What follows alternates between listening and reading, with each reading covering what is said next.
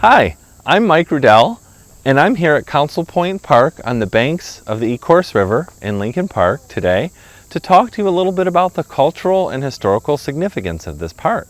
So today Council Point Park is a really popular park on the river that people use for walking, running, biking. There's a playground. There's even a 100-year-old farmhouse that's really cool to look at.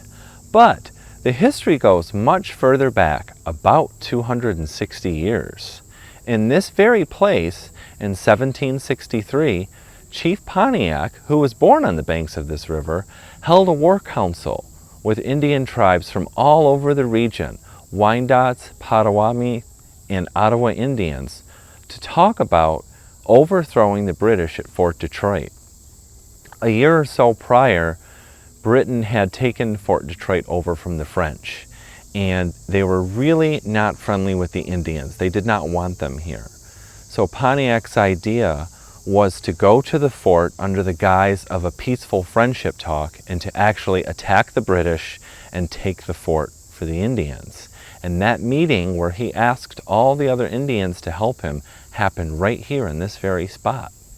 Council Point Park has historical significance because it's the point where the north and south branches of the Ecorse River meet.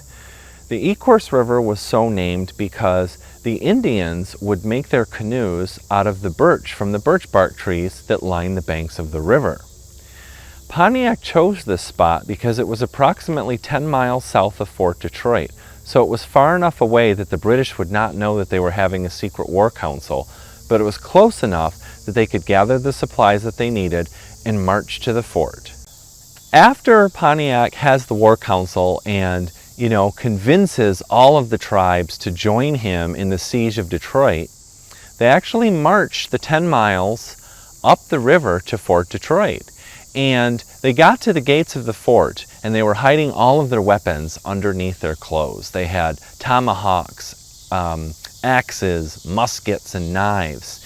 And they were going to go in there and massacre the British.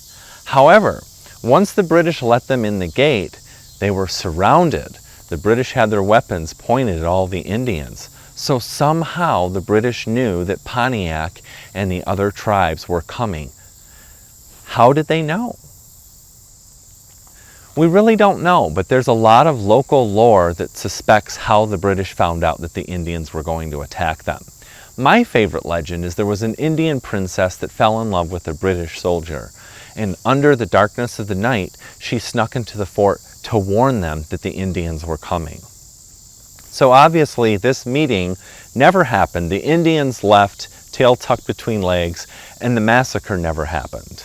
After the unsuccessful siege of the fort, Pontiac and all of the other Indians marched back here to Council Point Park.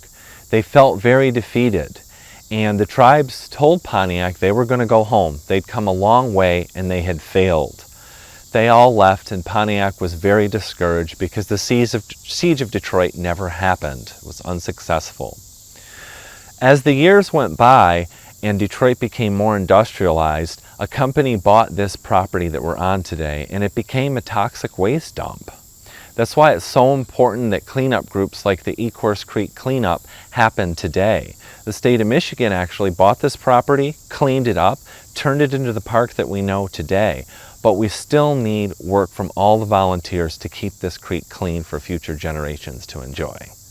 Thanks for listening. I hope you found this interesting.